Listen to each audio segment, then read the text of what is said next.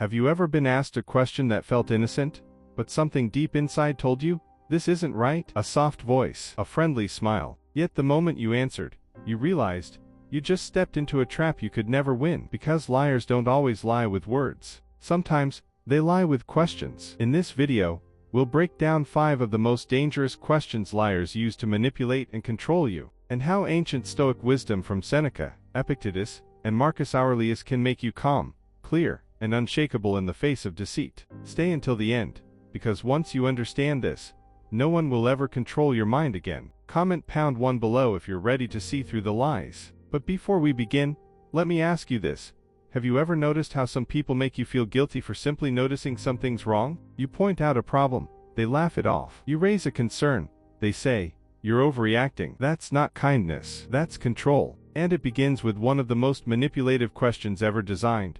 Why are you being so sensitive? At first, it sounds innocent, almost caring, but hidden inside those 6 words is a trap. Because this isn't curiosity, it's accusation. What they're really saying is, you're the problem, not me. And the moment you believe that, they win. But not anymore, because today, I'll show you how the Stoics would respond, calm, clear, and unshakable. Let's begin. At first, it sounds harmless, almost like concern. But don't be fooled. This is the first bullet fired by the manipulator. Because inside that question lies not curiosity, but accusation. What they really mean is, you're weak, you're imagining things. The problem isn't me, it's you. Think back for a moment. Have you ever been in a relationship where every time you spoke your truth, you were told, you're just too sensitive? Or maybe at work, you questioned something unethical, and they laughed. Don't overreact. It's just business. That's not empathy. That's gaslighting. Because when they twist your awareness into weakness, they take away your greatest weapon, your ability to see clearly. Seneca once wrote,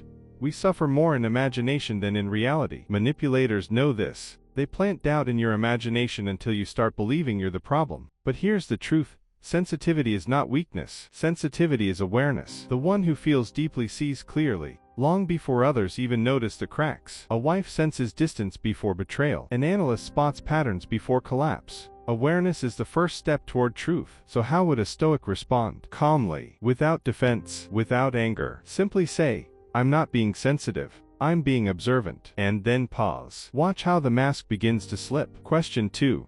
You trust me, right? It sounds soft, innocent, almost loving. But beneath those 4 words lies a subtle trap. Because anyone who demands trust, instead of earning it, has already revealed their true intentions. Think about it. A trustworthy person never needs to ask for faith. Their actions speak louder than any promise. But when someone looks you in the eye, and insists, you trust me, right?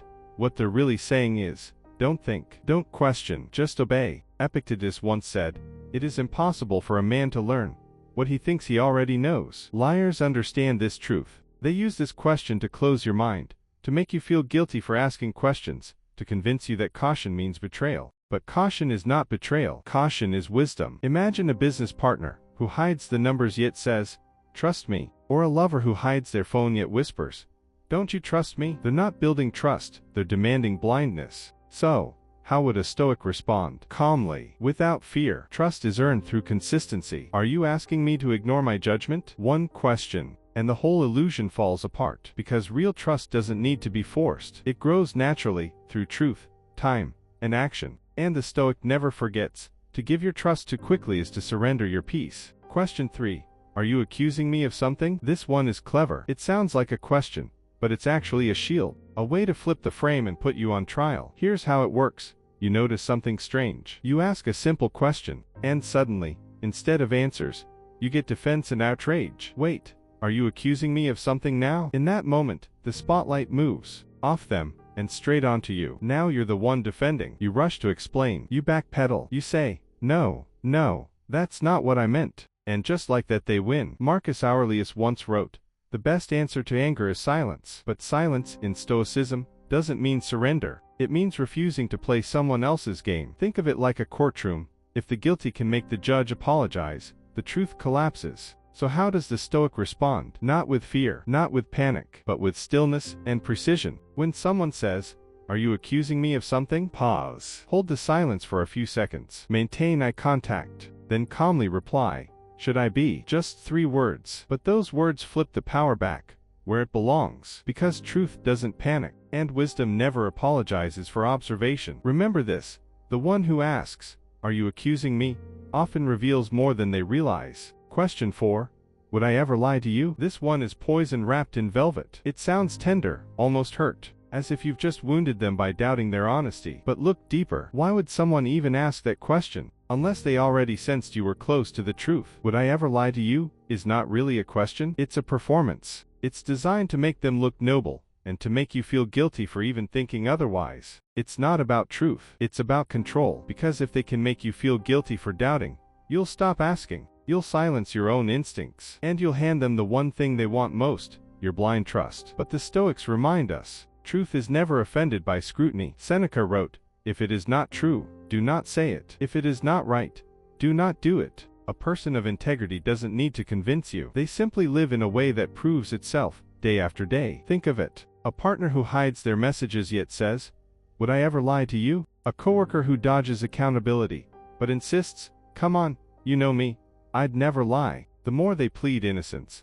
the more you should listen to your silence. So how does the Stoic respond? Not with reassurance, not with apology, but with calm clarity. Pause. Look them in the eye, and say, "That's not the question. The question is, would I know if you did?" In that moment, the fog lifts. Because honest people don't fear questions. Only liars do. And the light of truth always burns through the theater of innocence. Question 5. Can't we just move on? This is the final move in the liar's playbook. The desperation play. When denial fails, when distraction fails, they reach for exhaustion. Can't we just move on? On the surface, it sounds peaceful, like closure. But it isn't about peace. It's about escape. What they really mean is, I don't want accountability. I just need you to tired to keep asking questions. And that's how many lies survive. Not because the liar is clever, but because the truth seeker gets tired. Marcus Aurelius once wrote, "If it is not right, do not do it. If it is not true, do not say it." Notice, he never added, "unless it's inconvenient." For the Stoic,